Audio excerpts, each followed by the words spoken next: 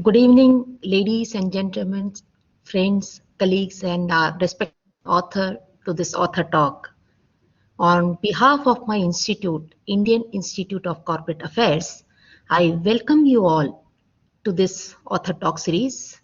I am Dr. Lata Suresh, heading the Knowledge Resource Center of IICA.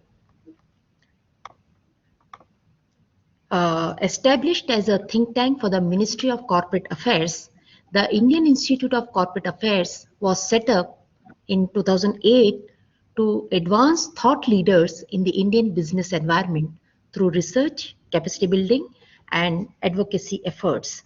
So, on behalf of my institute and also on my personal behalf, I welcome you all to this author talk.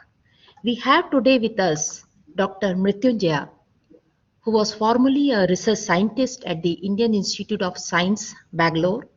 He has over 35 years of professional experience in the fields of R&D, technology, and knowledge management. He has also authored over 50 review articles in various areas of quality management and business management, including the articles on technology management and knowledge management. He was the India industry nodal point for a UNIDO-sponsored Indo-France University Industry Research Institution. And he was invited by UNIDO to contribute an article for a special issue on managing high technology, which was brought out by the International Journal of Technology Management. He is officially recognized external research guide for doctoral students of North Maharashtra University in plastic technology area. Very interesting, sir.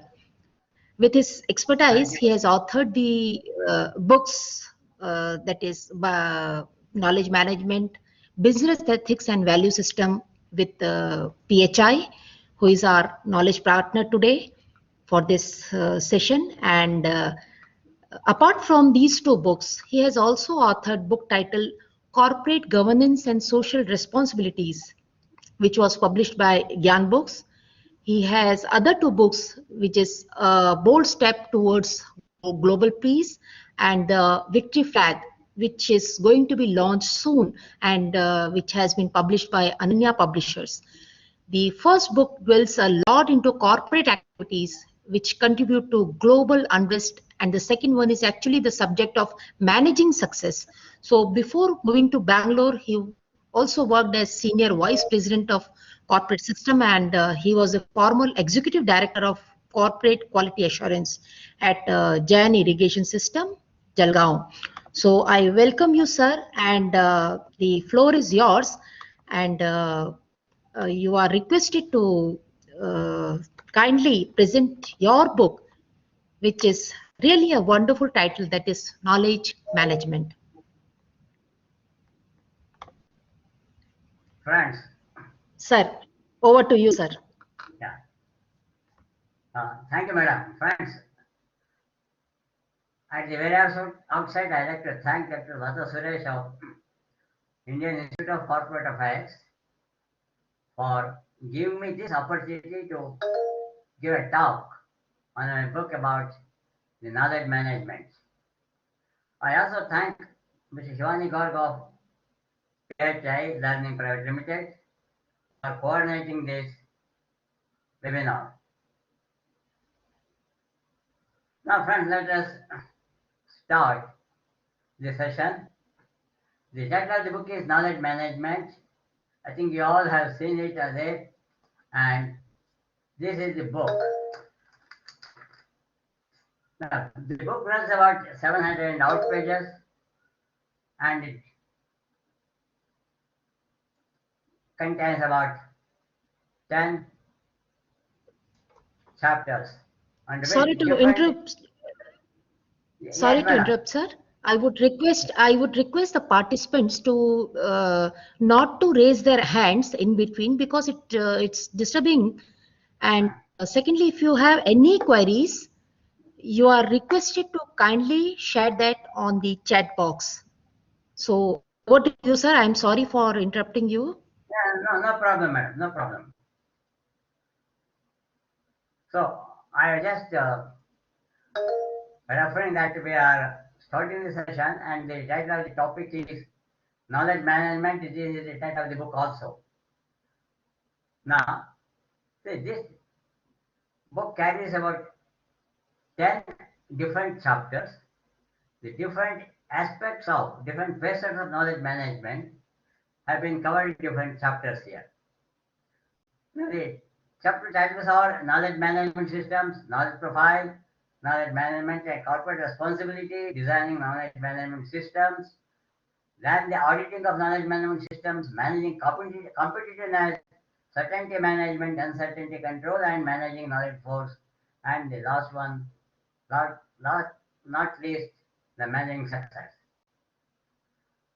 Now, at a first look at all these subheadings gives an impression that except for first 4 or 5 chapters, the rest of the discussion that have gone into this book belong to different, specifically acknowledged and recognized management disciplines. Yes, this impression is only partly true, but the real fact is that unless the knowledge governing those activities in particular are well managed, irrespective of what discipline are, the failure is certain. Therefore, we have to first get into the basics, the root of the entire management concept. This knowledge management is the seed capital for any other activity. Therefore, there is an independent, separate discussion on this topic, which is very much required before we get into any other activities. Now, as I said, the first question people will entertain is this different from general management principles and general management practices?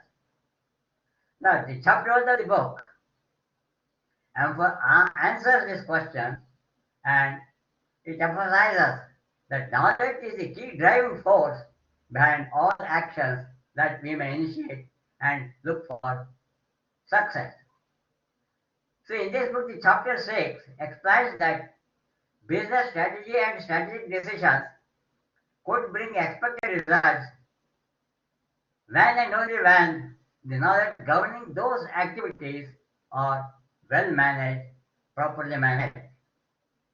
The same chapter also explains that the competitive success of an organization really does not depend on the simplicity or complexity of the associated knowledge and the technology or the market environment under which the enterprise works, but only on how best the knowledge governing those activities are managed. Now, on chapter 9, the discussions embrace how to transform the corporate workforce into knowledge workforce, which would ultimately drive the organization to perennial prosperity. Now, there are a number of analyzed life situations which demonstrate how seemingly impossible tasks can be successfully handled with a good application of knowledge management principles. Now, there are a few worksheets provided in the book, particularly to drive home certain basic concepts and to give an opportunity for executives to practice the same to match their operation requirements. Now, there is a separate discussion on global concern. This is just to help business organizations in smooth transition to world-class leaders. Now, the other issues that are discussed in this book are the basic knowledge management principles, techniques and tools, and how to dissect failure situations to correctly identify the root cause of failures in complex situations in particular. There is a separate chapter for discussing key aspects of corporate social responsibility.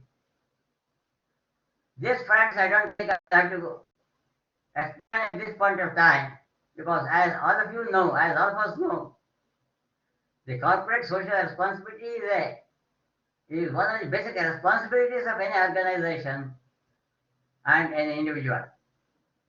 There is a provision for a short reading on occupational health and safety aspects and on environment pollution aspects.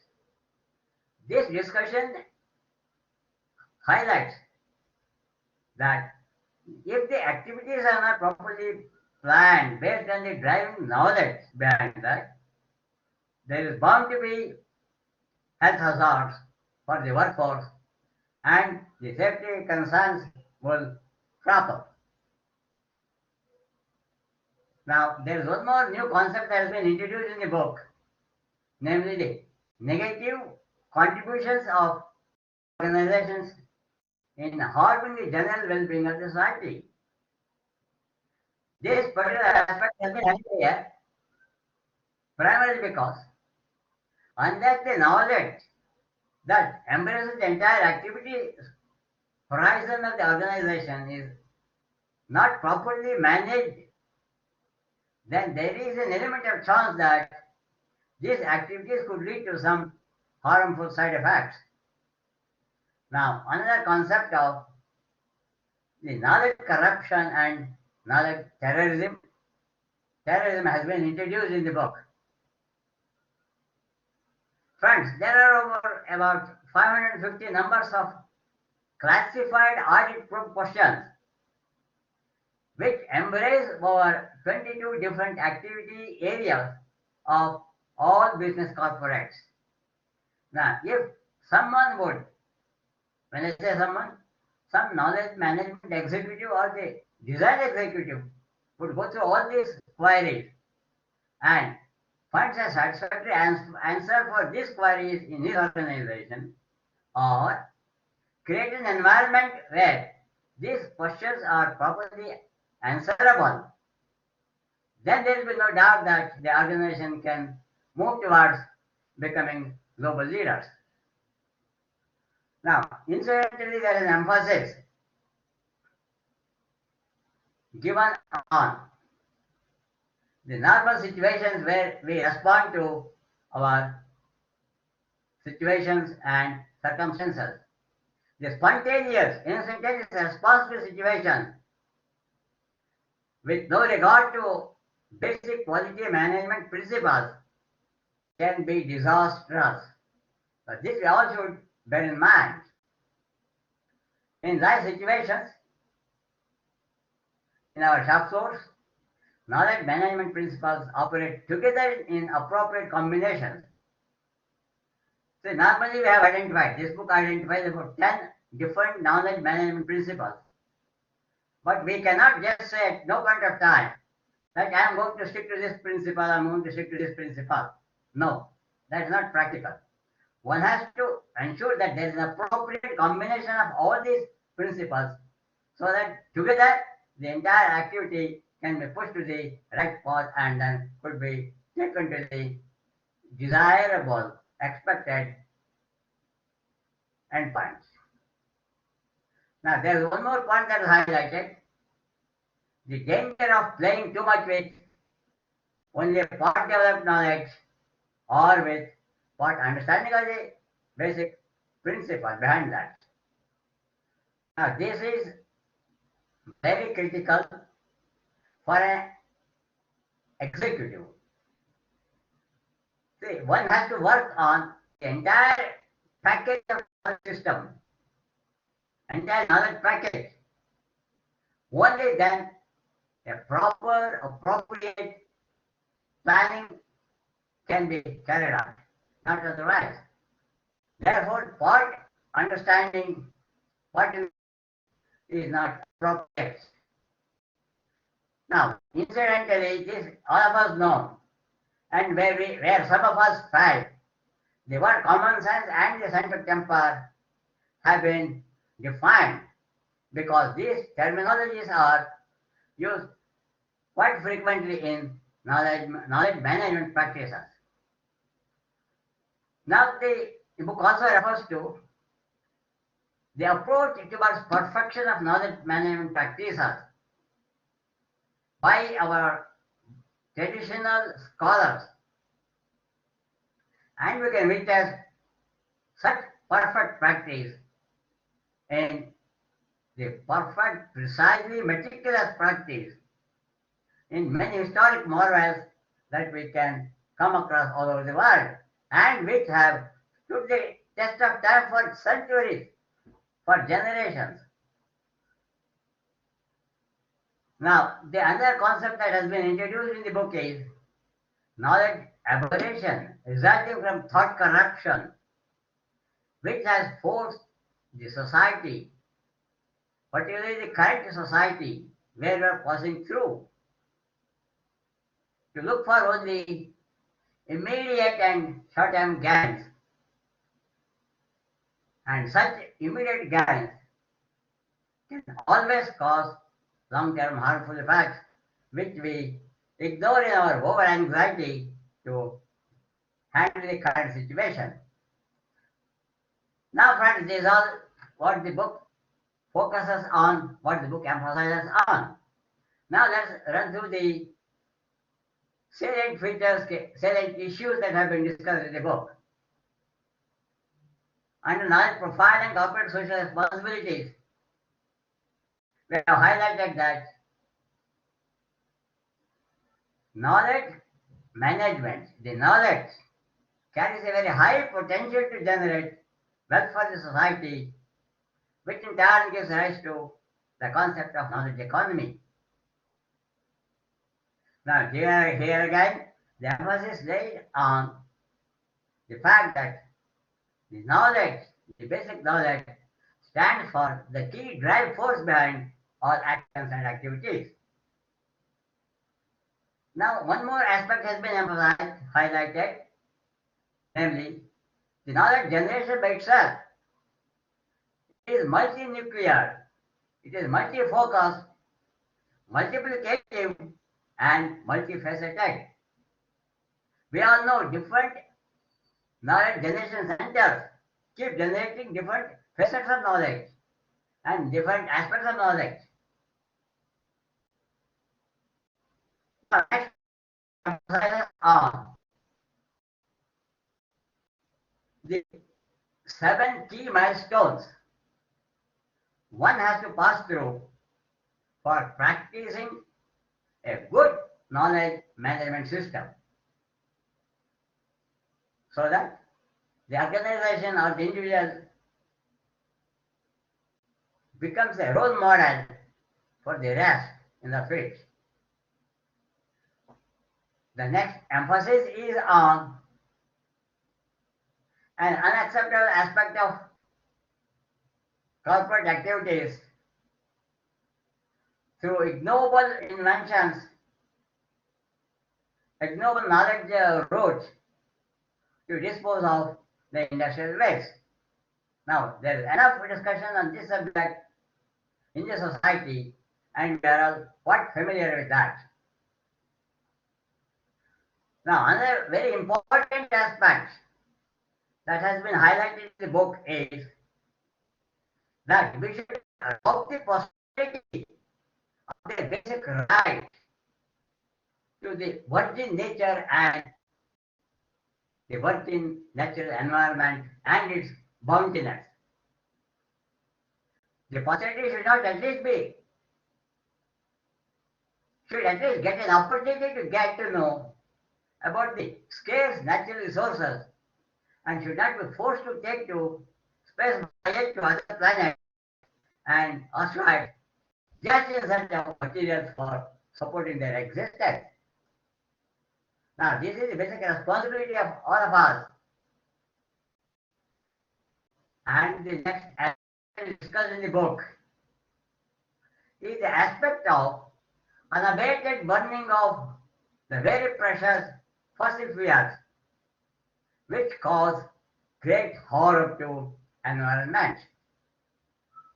And we are all aware, most of us would have come across by many frequent outbreaks of new year health problems caused by new year and new year microorganisms, which evolve from time to time, primarily because of the corporate activities, the activities of individuals. Now we know bacteria, fungus, etc. are the ones that evolve from time to time. They undergo mutation and change their basic nature. I'm sure all of us are very familiar with the latest terminology, black fungus, which is bothering the entire country. So, like this, many newer and newer organic species, life species, come to life surface. Now, as a result of this, development of newer synthetic organic molecules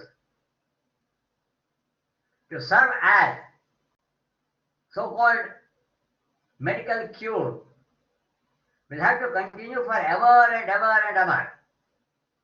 This process of developing newer synthetic organic molecules is a perennial process. Sir, guarding the society against heavy economic costs arising from such growing health problems is a basic responsibility of all the corporates and all the knowledge executives. Now we also know that rendering all types of natural water bodies unfit for direct consumption. I'm sure we all know that a few decades back, people used to take natural water and then consume that. A person can just walk into a river or a pond and drink the water, but today nobody can do. Today people like to look for, depend on only the processed water. The uncontrolled emission of toxic and other poisonous gases to the atmosphere have rendered the natural air unfit for even breathing. The day may not be far off when people will have to move with processed air cylinders, ventilators, etc. on their shoulders or backs. Now this is something one cannot imagine, visualize, but we have an option. The heavy erosion of soil, the frequent flash floods or dry monsoons is already well known to all of us. Now, one more concept of nanotechnology has been introduced in the book. This concept emphasizes that the humanity as a whole, the mankind as a whole, has to take to nanotechnology so that the natural resources could be conserved to a good extent. A new concept of activity impact potential balance sheet, which may also be called as Bill balance sheet, has been introduced in the book. And this balance sheet can be used for valuing corporate contribution to the society. Now, as a integral part of such an activity, one has to carry out water audits, energy audits, resource input audits periodically to ensure that all resources are appropriately used and then not wasted. Now let's move to the chapter which discusses designing of knowledge management systems. The chapter gives steps and methodology involved in knowledge generation. It refers to the generic components of knowledge management system design. Then it gets into the details of how to capture organizational knowledge, particularly the tacit component of the knowledge. Now, by tacit knowledge, we only mean that knowledge can only be visualized, seen for its effect, felt or experienced but cannot be confirmed for its precision. Now, further moving on this design aspect, the activity location maps, the process maps for knowledge capturing have been discussed. Now, this aspect emphasizes the fact to understand how the knowledge component moves within the organization from one individual to another individual, from one work center to other work center, and how it gets transformed to the final product, final output of the organization. There is one more reference to a less recognized but very important component of knowledge, namely the generative knowledge. Again, another novel concept has been introduced in the book. This is about tunneling knowledge fortresses to tap the potential knowledge mines available elsewhere in the organization or outside the organization.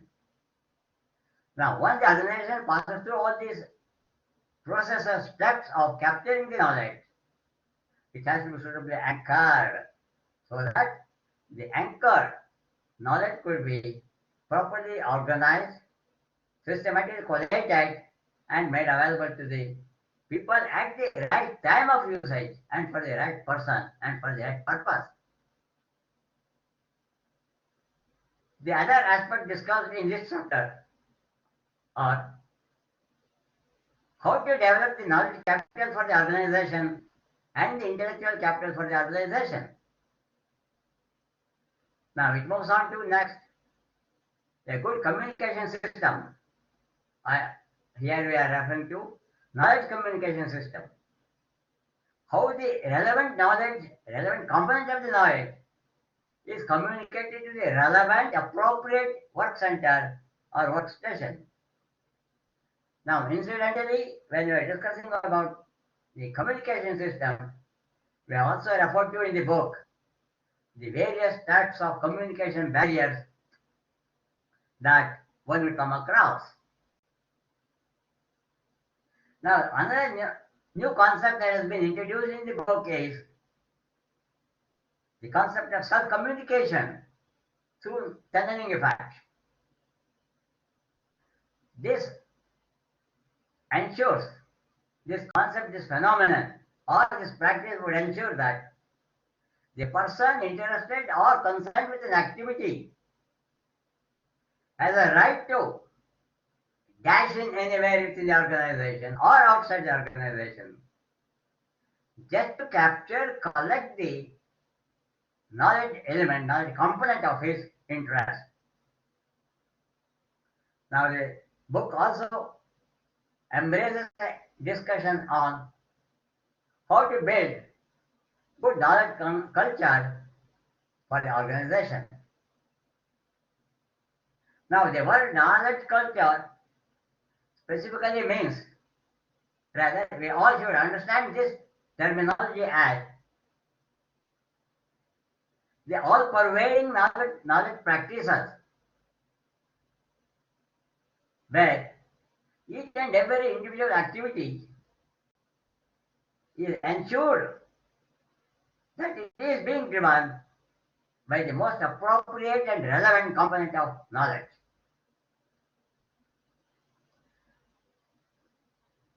The chapter next moves on to discuss the ways and means of measuring the effectiveness of knowledge practices for an organization. We all believe that it's a natural tendency that we presume that we are practicing the knowledge very well. Now, what is the effect? What is the result? Net result.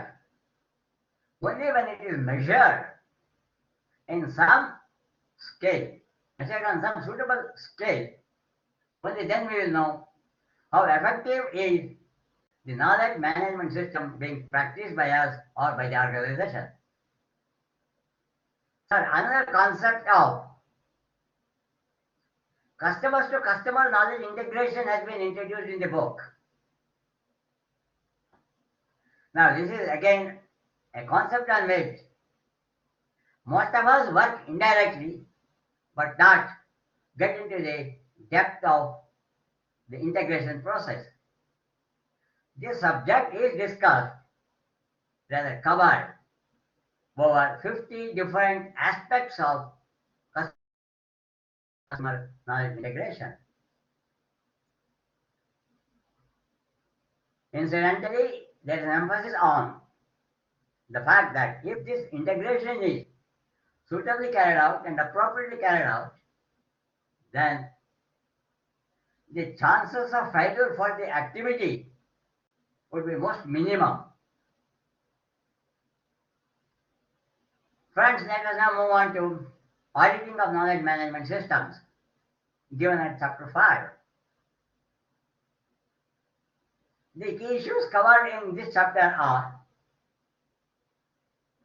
the audit methodology to be followed, the tools for audit that are to be used, and what is the scope of this audit. When we use the term audit, we all immediately get into some imagination, some picture flashes in our mind. But in this particular situation, the book explains the actual scope and meaning and interpretation of the word audit, which refers to knowledge management practices. Two phases of knowledge management system audits have been identified. Now, one of the phases stands for the audit of knowledge itself, and the other phase refers to auditing the knowledge management system, its practices. The first element refers to knowledge resources, sourcing, and managing its proper organization, compiling and managing. The other one refers to how well the generated, the knowledge repository is being used by the organization. And then it highlights the deliverables from a knowledge audit.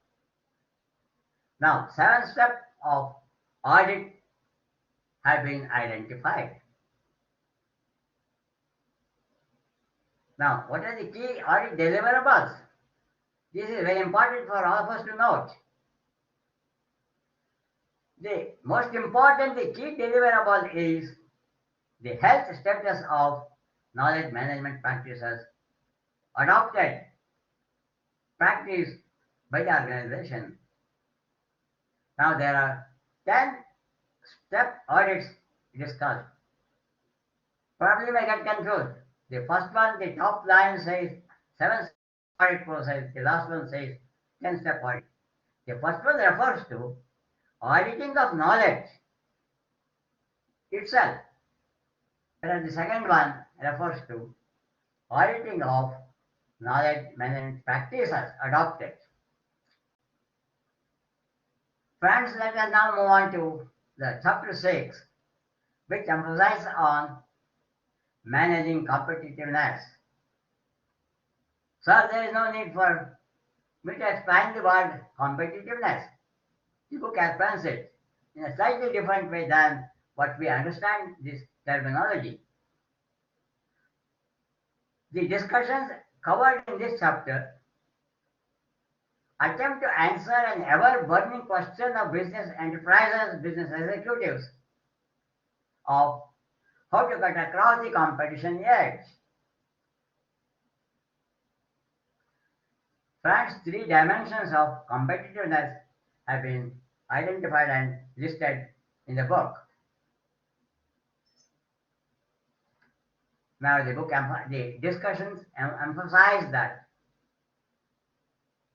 for establishing a high degree of a high level of competitiveness, An organization has to totally transform all bottom run workforce to highly knowledgeable and highly sensitive front-end executives to ensure that this front-line executive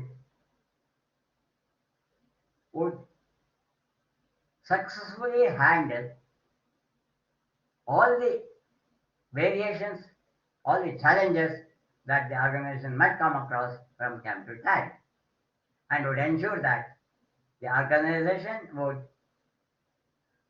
certainly, most certainly not slip down from the path of progress. Most of you know very well the concept of business process engineering for leveraging competitiveness for the organization. The elements that constitute this business process re-engineering, with particular reference to knowledge management, have been listed and explained. The discussions also emphasize on the two well-proven routes to build competitiveness for the organization.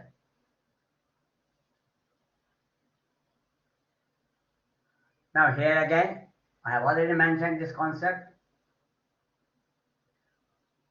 The concept of integrating customer to customer knowledge to build competitiveness is an essential component of managing competitive success. This fact has been re-emphasized here, and this aspect has been discussed under over 50 different aspect elements, so that the executive should not miss any of these key elements. Friends, let us next move on to the chapter number 7, which is captioned as certainty management. What is the role of knowledge management in this element? Now, the role of knowledge management is our basic concern in this book. The discussions highlight on the basic requirement that the organization has to eliminate, identify, list out, and eliminate them systematically all known failures or all the known uncertainties that one would normally come across. So the next aspect that is referred here in the book refers to one of the basic principles of knowledge management, namely the probability of an event, a desirable event, and a non-desirable or an unwelcome event taking place. Friends, you are all familiar with the most popular law. Now, this is the general jargon only. Murphy's Law. The most unexpected, the most unwanted aspect of an activity takes place when you are least expecting the same. Now, this is precisely what this principle of knowledge management emphasizes on, dwells on. So, whether it is a desirable event or an undesirable event, both of them carry an equal chance, equal opportunity to occur. But of course, we have the necessary guidelines under other management principles, particularly principle named under management principle number 6 and number 7. So there is an emphasis on this, another element, namely, no process is an automatic process by itself. It cannot be an automatic phenomenon, but always needs to be specifically and suitably managed. Now, this element is further supported with a reasonably elaborate discussions on the application of sixth and seventh management principles to actual practices.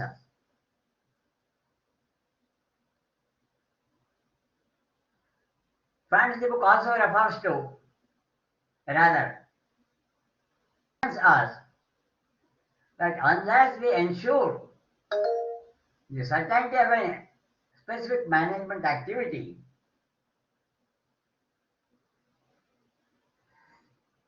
manage the micro environment and the macro environment surrounding the activity sphere, unless it is maintained to be very conducive for its occurrence and continues to be conducive for its continued recurrence, so certainty is not guaranteed. It's just a question of element of chance. Now, as an extension of these thoughts and concepts, the book also emphasizes that as a strategy, one should build a high degree of resilience and robustness to all outputs. Now, how to do that? The discussion given in the chapter gives.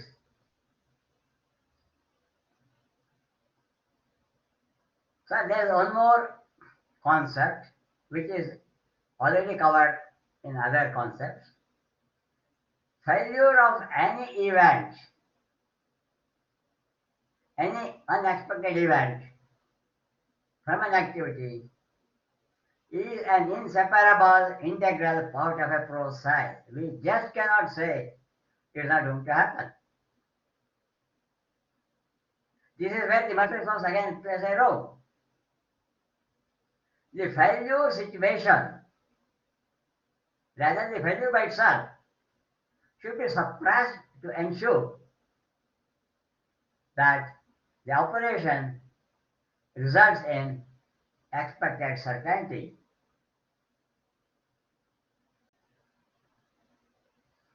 So, under certainty management, the book emphasizes that one has to ensure the highest degree of satisfaction of fulfilling end user application requirements.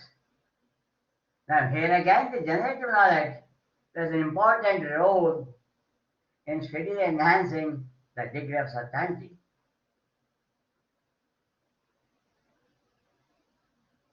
Now, another aspect, a key aspect of knowledge management practices is dissemination, deployment of appropriate knowledge throughout the organization is very essential for ensuring certainty of the output. So next the book moves on to another element of knowledge management, namely the uncertainty control covered under chapter number 8. Now here, the basic concept that certainty management and uncertainty control should be handled together and not with isolation. This is what the knowledge management principle which we have just discussed emphasizes. See, if you want to achieve success, you have to suppress the failure element. Go to the root of failure and try to eliminate the root causes one by one in a systematic, synchronized manner so that as a whole uncertainty component gets suppressed and the certainty component comes to limelight. Therefore, it also re-emphasizes the fact that reducing the uncertainty components would automatically enhance the certainty components of an activity and vice versa. Now, another concept that has been introduced and elaborately discussed in the book is for enhancing the success, enhancing the degree of success, one has to enhance, enlarge, widen the bandwidth of certainty zone. One also should work towards pushing the certainty zone boundaries towards process boundaries. Now, this concept has been detailed in this chapter. So, another basic element, a key element, which all of us should bear in mind is the fact that the variation of a process is always always an induced phenomenon and not an inbuilt phenomenon. It's not inherent to the process. It's generally imparted, induced to the process, induced to the activity that we carry out.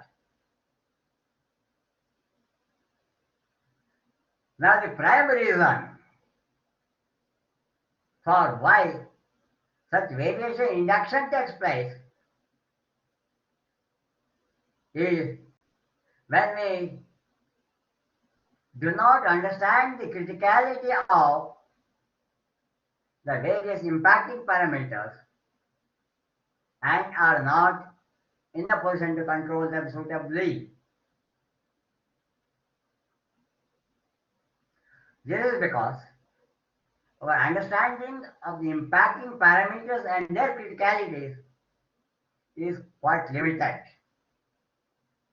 This is where the basic knowledge management principle draws our attention to the fact that any knowledge which we like to use should be complete in all the respects.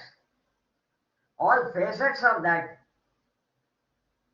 relevant knowledge should be examined and properly understood and implemented.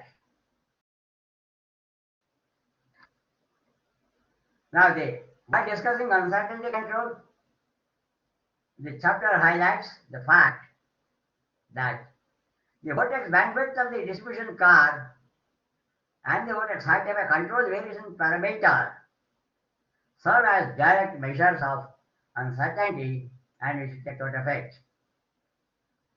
Now, moving to the last but one chapter, managing knowledge force.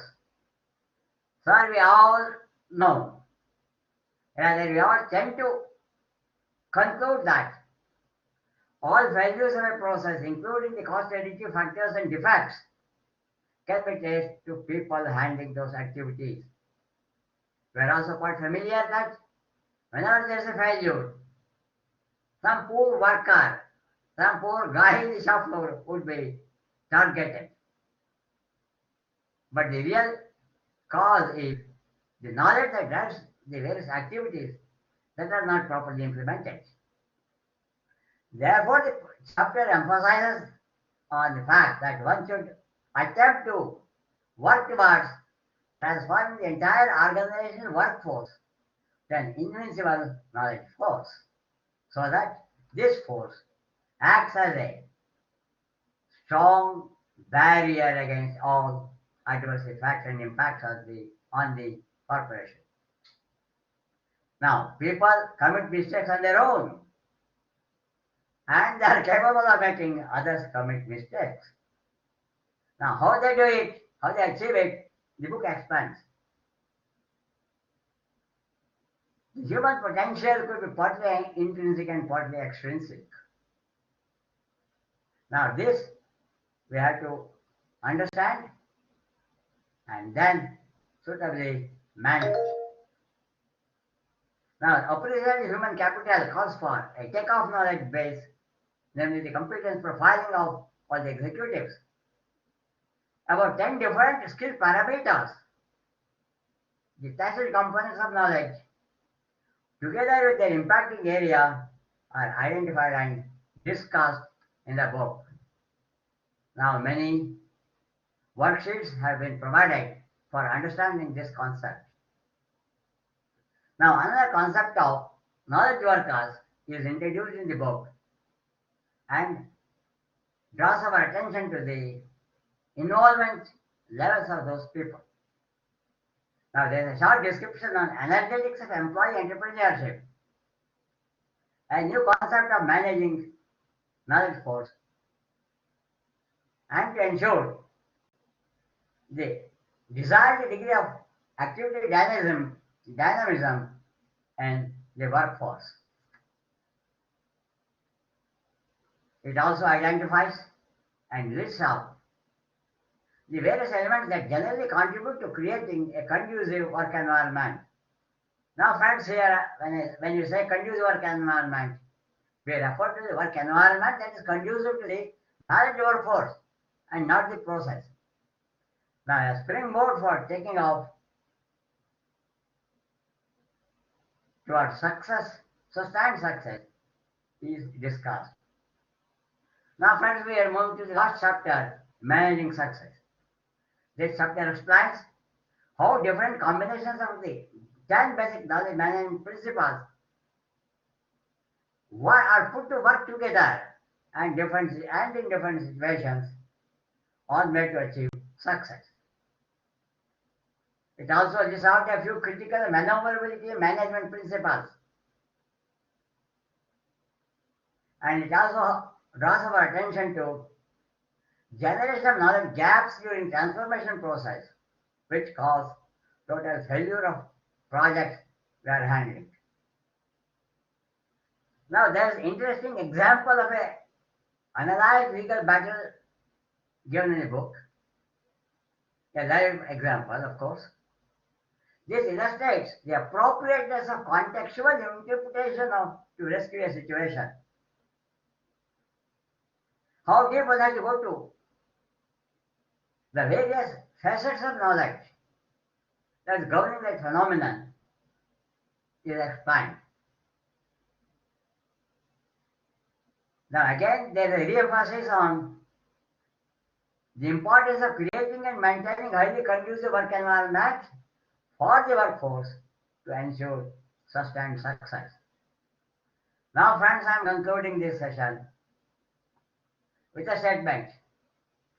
Learning is a never-ending, eternal voyage in the knowledge space.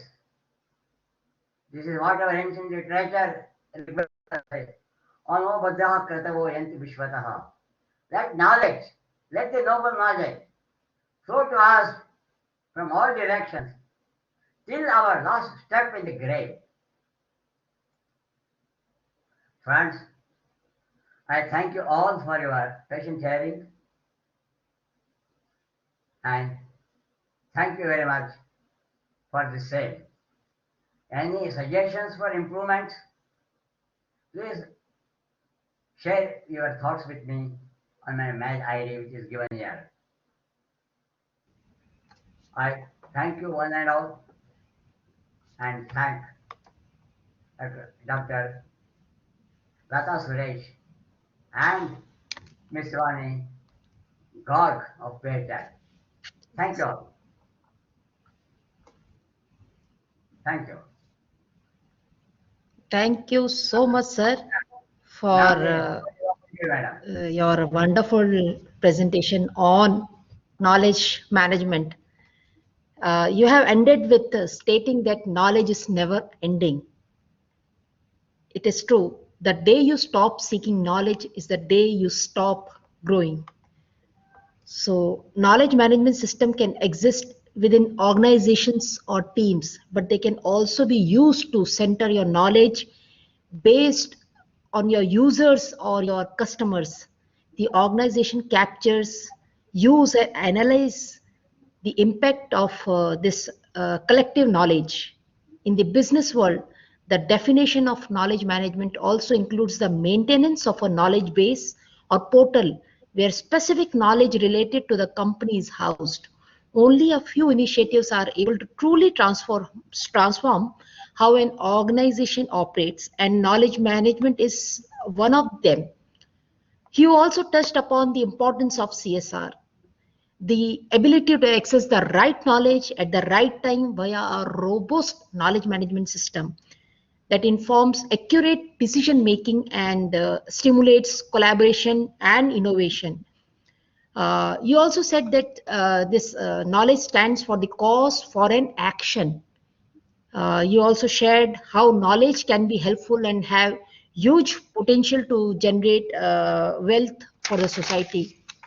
One of your chapter emphases on how different combinations of the 10 basic principles are put to work in different situation or way to success.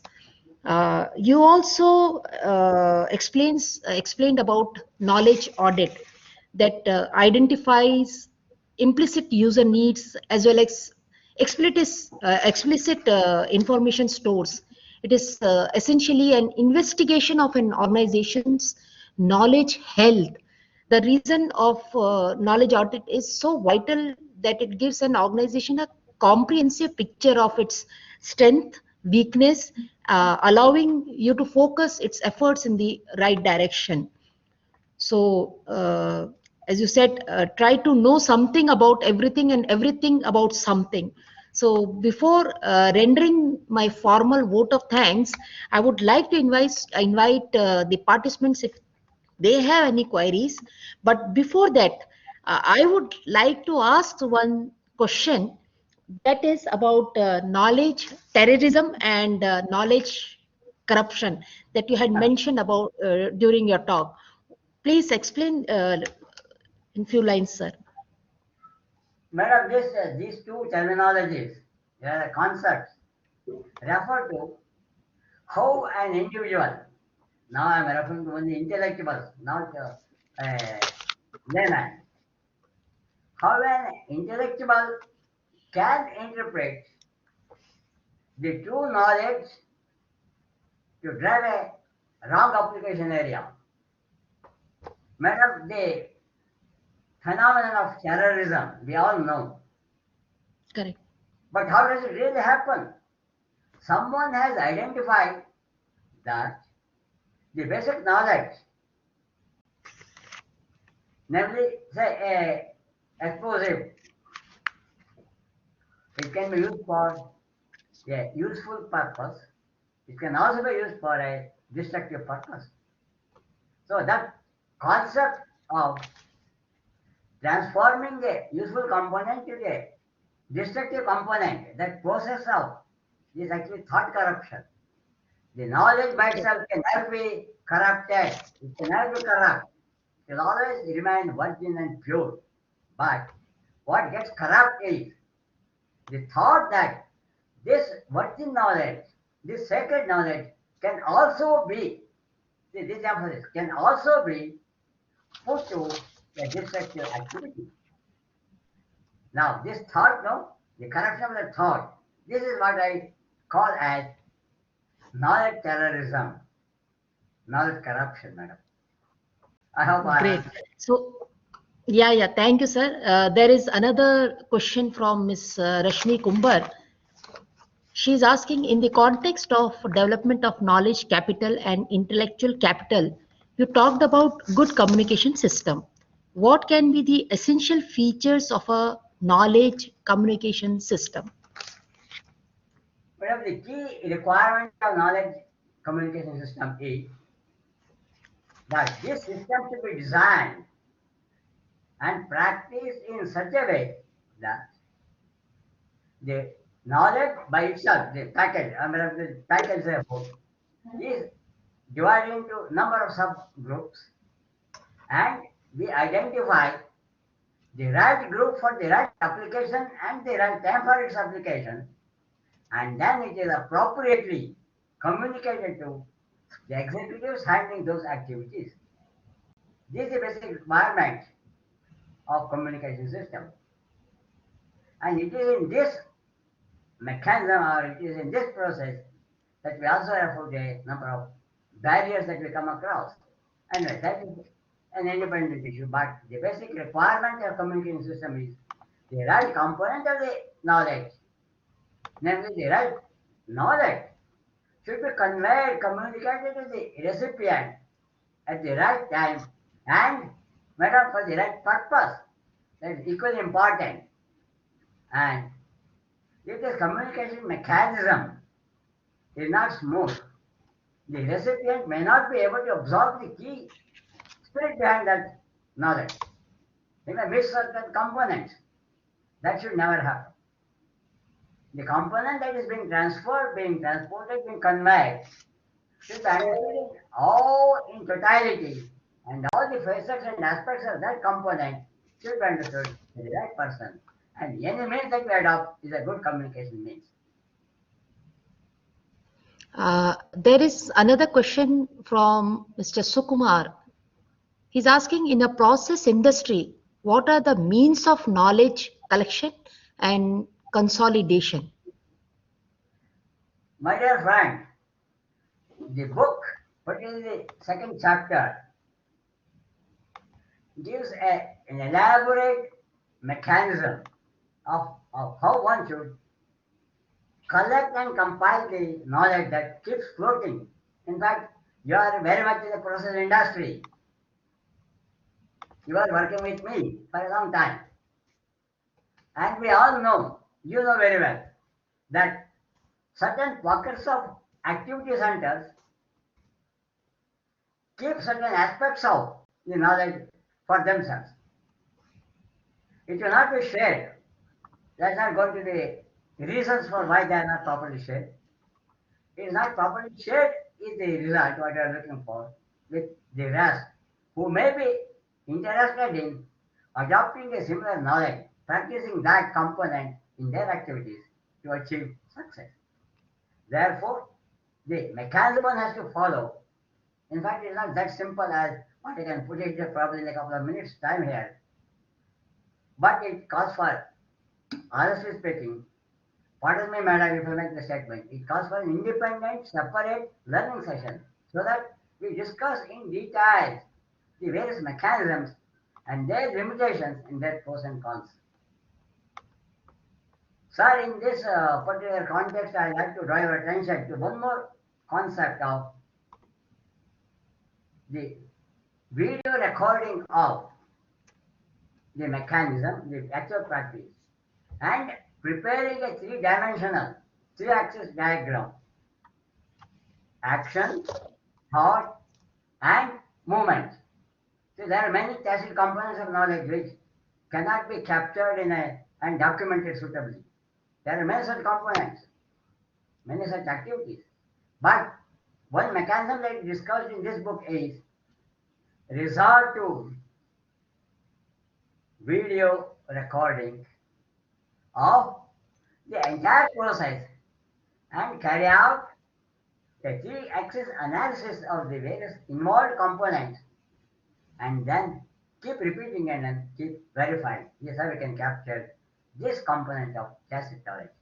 The other explicit knowledge, you know, there are books, there are literature, periodicals available for us to read and identify the right component. Whereas this tacit component is one which poses always certain challenges. True. So our initiative has introduced us and the depth to which we entered this area will give us the answer, sir.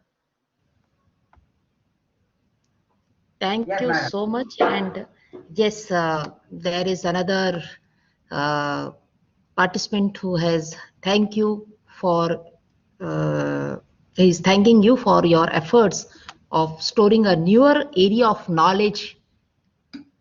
So any other questions, please kindly use the chat box.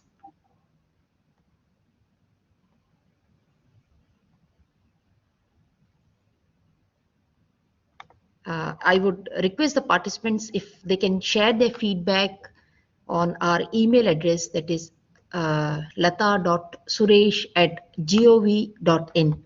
So I'm also putting it on the chat box.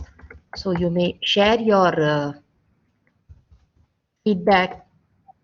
This will help us to improve the sessions also, and we should know the uh, the areas of where we can improve. So before rendering the formal vote of thanks, I would like to invite Ms. Shivani from PHI, and she's the key source for organizing this session. And I would request her for her remarks, please. Thank you, Dr. Lata. Good evening, everyone. Thank you all for joining us today. It has been our pleasure to host the virtual author talk in association with the Indian Institute of Corporate Affairs. Hope that this author talk was valuable to you. We hope the experience was as enjoyable for you as it was for us hosting this event. Dr. Mrityunjay is one of our authors who is associated with us for over a decade now. The book Knowledge Management is his second book with PHI Learning. Written in a simple and easy to understand manner, this book is a ready reckoner for the management student. Like our other published titles, this book is also available in ebook as well as print book format. Those interested in ebook can either go for a Adobe Digital Edition or Kindle Edition, whichever format they are comfortable with.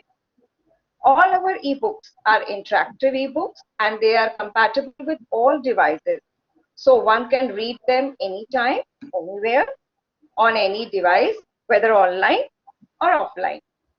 Whether it is ebook or pre-book, all our books are also available for purchase from our website www.phindia.com and various other leading online platforms like Amazon, Flipkart, ShopClues, Google Play Books, Barnes and Noble, and so on. I encourage all of you to visit our website www.phindia.com and our social media pages as well to learn more about our published books, new arrivals, and forthcoming titles too. On behalf of PHI Learning, I express my most profound sense of appreciation and would place on record my heartfelt thanks to our author, Dr. Mrityunjay, for sparing his vital time from his busy schedule to grace this author talk. I'm very much thankful to him for his long-term working association with PHI Learning. I want to extend my sincere thanks to Dr. Sameer Sharma, DG and CEO, Indian Institute of Corporate Affairs, Dr. Lata Suresh, Head, Knowledge Resource Center, Indian Institute of Corporate Affairs, and Mr. Abhijit, IT Department, Indian Institute of Corporate Affairs. I'm also grateful to all the participants who have blessed us with their presence today. Thank you once again to all of you for joining us. Stay well and stay connected. Thank you. Over to you, Dr. Lata.